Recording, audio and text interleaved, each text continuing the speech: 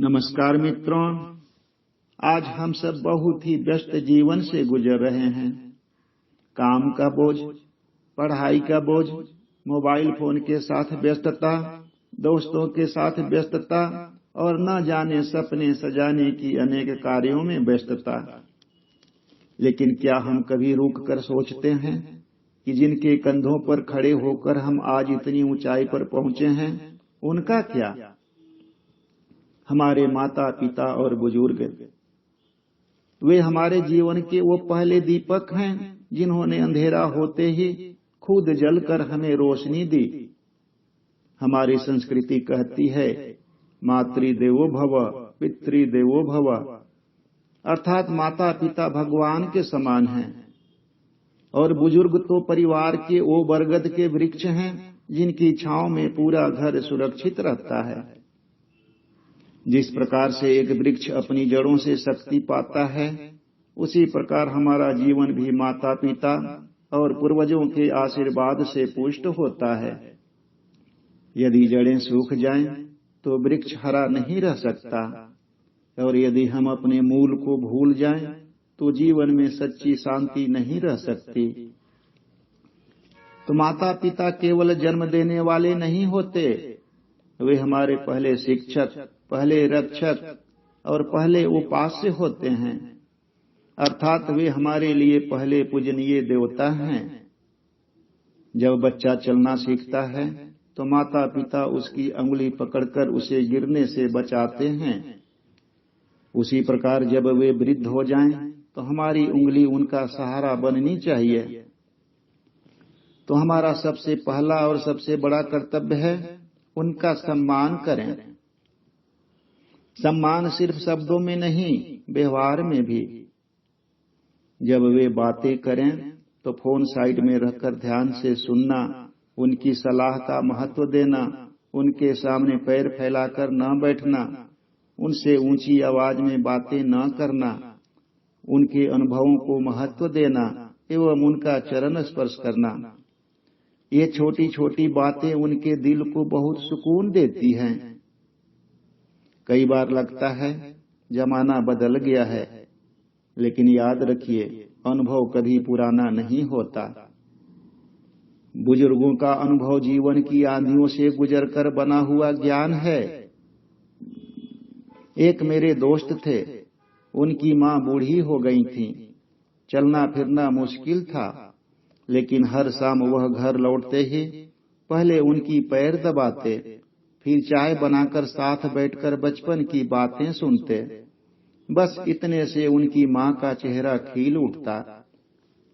आज वह दोस्त कहते हैं, उनके पैर दबाने से मुझे ज्यादा शांति मिलती थी, उतनी शांति जितनी किसी महंगे रिसोर्ट में नहीं मिलती। तो माता पिता के प्रति हमारा दूसरा कर्तव्य है उनकी सेवा करना। तो सेवा केवल आर्थिक सहायता नहीं है, सेवा का अर्थ है समय देना, साथ बैठना और उनकी भावनाओं को समझना। उनकी शारीरिक और भावनात्मक देखभाल करना हमारा कर्तव्य है। उम्र ढलने पर शरीर कमजोर हो जाता है, दवा समय पर दिलाना, डॉक्टर के पास ले जाना, अच्छा खाना बनवाना, ठंड में गर्म कपड़े का ध्यान रखना, ये सब हमारे हाथ में है। लेकिन सबसे जरूरी है उनका अकेलापन दूर करना। श्रवण कुमार के तरह माता पिता को कंधे पर बैठाकर हम तीर्थ यात्रा तो नहीं करा सकते, लेकिन घर में ही उनके साथ समय बिताकर पुरानी यादें ताजा करके उनको हंसाकर उनके अकेलेपन को हम कम कर सकते हैं। एक दोस्त की दादी रोज शाम अपने पोते से कहती थी, बेटा 10 मिनट के लिए मेरे पास बैठ जा, तेरी बातें सुनकर लगता है मैं फिर से जवान हो गई, बस 10 मिनट। तो दोस्तों, भले ही आप कितने भी व्यस्त हों, ऑफिस के समय में भी केवल 1 या 2 मिनट के समय निकालकर अपने घर पर फोन करके पूछें कि माता पिता ने खाना खाया, दवाइयां ली। माता पिता को बोलें कि मुझे बहुत काम है, फिर भी मैं जल्दी घर आ जाऊंगा। तो आपके माता पिता का उत्तर होगा, बेटा आराम से आना। घर आकर टीवी या पेपर देखने से पहले सिर्फ एक बार अपने माँ बाप से हाल चाल पूछें, तो वे कहेंगे, बेटा तू थक गया होगा, खाना खाकर आराम कर ले। अपने जिंदगी के दिन के 24 घंटों में से सिर्फ 15 मिनट बुजुर्गों को देने से उनकी आधी बीमारी दूर हो जाती है। बुजुर्गों की जरूरतें सीमित होती हैं, इसलिए कभी कभी कोई छोटी मोटी गिफ्ट देकर उनको सरप्राइज दें। केवल एक बार करके देखें, आपका जीवन स्वर्ग बन जाएगा। उनके प्रति हमारा तीसरा कर्तव्य है, हम उनकी इच्छाओं का सम्मान करें और छोटी छोटी खुशियां दें। वे ज्यादातर मांगते नहीं, लेकिन उनकी छोटी इच्छाएं पूरी करना, जैसे उनके पसंद के मिठाई देना, मंदिर ले जाना, नया शॉल या दुपट्टा गिफ्ट करना, उनके चेहरे पर जो मुस्कान आती है वो बहुत ही अनमोल है। मेरे एक पड़ोसी के पिताजी रिटायरमेंट के बाद उदास रहने लगे थे। बेटे ने उन्हें एक छोटा सा रेडियो खरीद कर दिया और कहा, पापा अब आप पुराने गाने सुनिए, हम सब साथ बैठेंगे। उस दिन से घर में शाम को गाने बजते हैं और पूरा परिवार साथ में बैठता है, हंसता है, गाता है।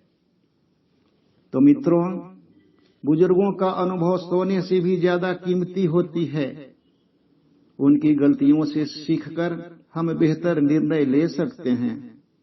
उनकी अच्छी आदतें, ईमानदारी, मेहनत, धैर्य इत्यादि उनको अपनाकर उन्हें सच्ची श्रद्धांजलि दे सकते हैं।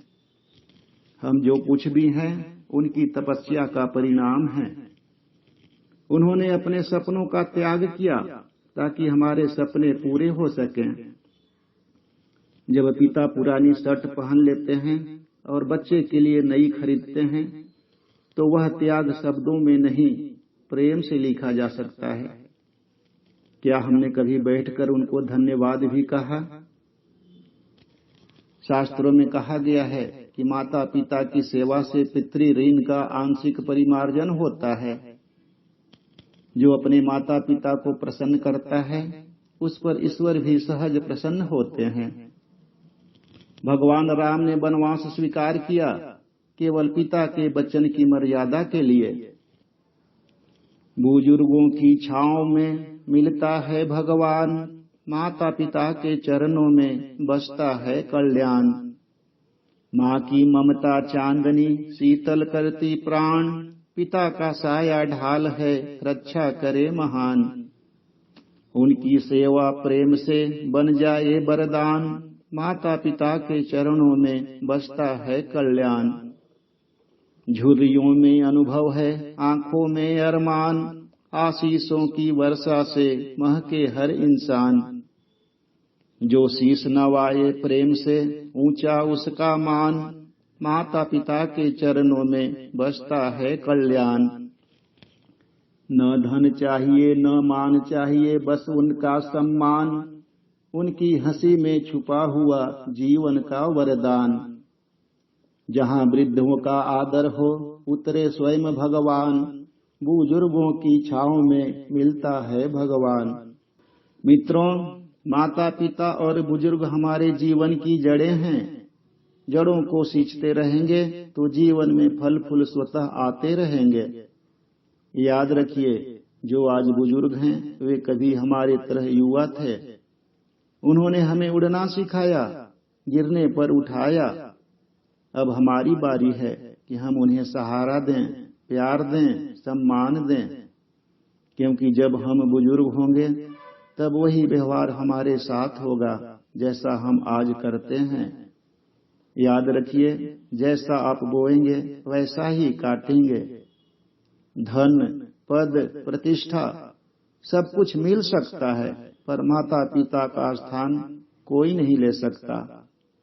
आइए हम संकल्प लें, हम उनके केवल संतान नहीं, उनके संस्कारों के सच्चे वाहक बने, क्योंकि जिस घर में बुजुर्गों का सम्मान होता है वहाँ भगवान का निवास स्वतः होता है।